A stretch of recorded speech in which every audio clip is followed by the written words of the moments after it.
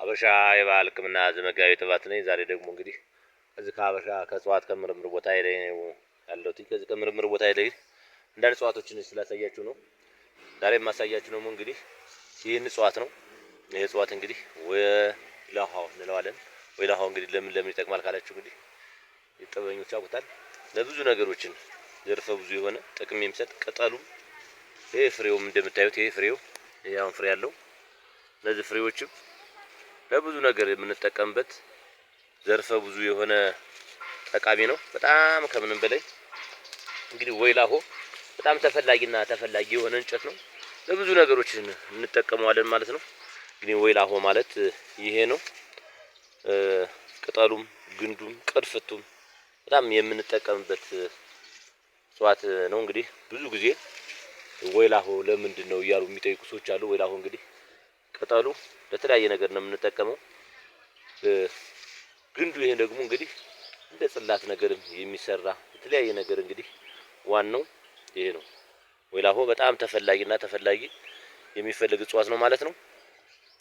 ሁለተኛው ነገር እንግዲህ ማሳያችሁ ደግሞ ይሄን ነው። እንግዲህ ብዙ ሰዎች እንግዲህ ፍሬውን ነው የሚፈልጉት።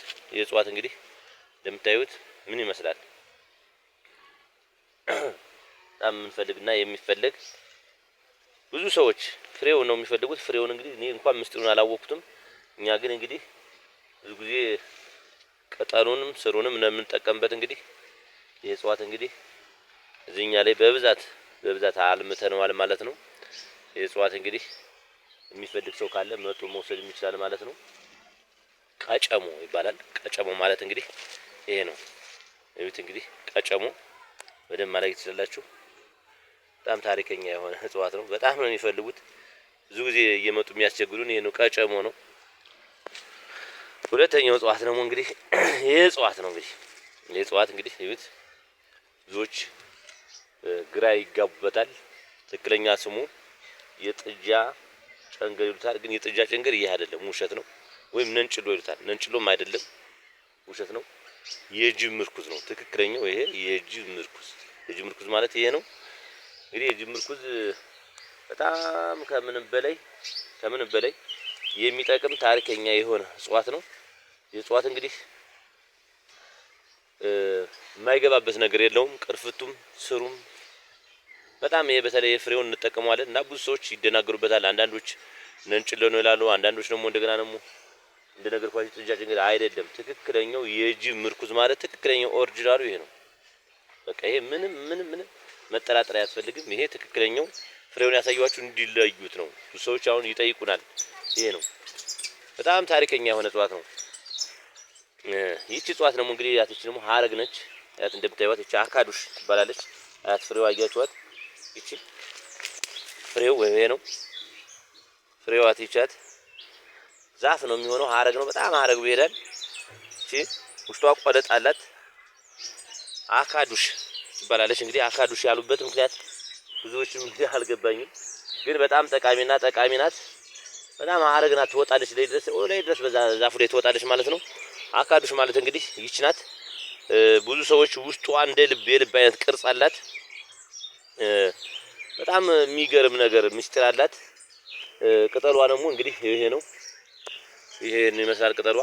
እንደ ስዲሳ የምተን ነው። ልዩነታቸው እነዚህ እንግዲህ በቅጠላቸው ብቻ ነው። ያቺ የተለየች ናት። ቅጠሏ 5 ቅጠል ትሆናለች፣ 3 ቅጠልም ትሆናለች። በየአመቱ ትቀያየራለች ማለት ነው። ይችኛት ግን 2 ቅጠል ብቻ እየሆነች ነው የምትሄደው። በጣም ትረዝማለች። በጣም ከምንም በላይ ማለት ነው። በጣም እየረዘመች ነው የምትሄደው። የምትገርም እጽዋት ናት። ብዙ ሰዎች ይፈልጓታል ማለት ነው። እንግዲህ ሀበሻ የባህል ሕክምና የእጽዋት ምርምር እንደማሳያችሁ ይሄ ደግሞ እንግዲህ ይሄን እንደምታዩት ነው። ይሄ እዩት። ይሄ ቅጠል እንግዲህ ምንድነው? ይሄ ቅጠል አሁን ይሄ ቅጠል እንግዲህ ብዙ ነገሮችን ቫይረስን የሚያጠፋ አደገኛ የሆነ ትክክለኛ እጽዋት ይሄ ነው። ቫይረስን ሙሉ በሙሉ የማጥፋት አቅም ያለው ማለት ነው። እርግጠኛ የሆነ ማለት ነው። ይሄ በጣም ከምንም በላይ መጣን ቫይረስን ማንኛውም ቫይረስ በቃ የመሻሌ የሚያጠፋ እውነተኛ የሆነ ነገር ነው። ይሄ የታየ ነገር ነው። እኔ እንደውም የዛሬ 13 አመት አካባቢ ላይ ቻግኒ እያለው ነው ይሄንን አንድ የሆነ አባት ይጠቀሙበት ነበረ።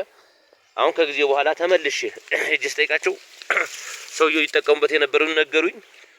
አደገኛ የሆነ ትክክለኛ ቫይረስን ሙሉ በሙሉ የማጥፋት አቅም ያለው ታሪከኛ እጽዋት ነው። ይሄ እጽዋት እንደማሳያችሁ እንግዲህ ይሄ እጽዋት እንግዲህ ስሙን በሌላ ጊዜ ነግራችኋለሁ። አበሻ የባህል ሕክምና ዘመጋቢ ጥባት ነኝ።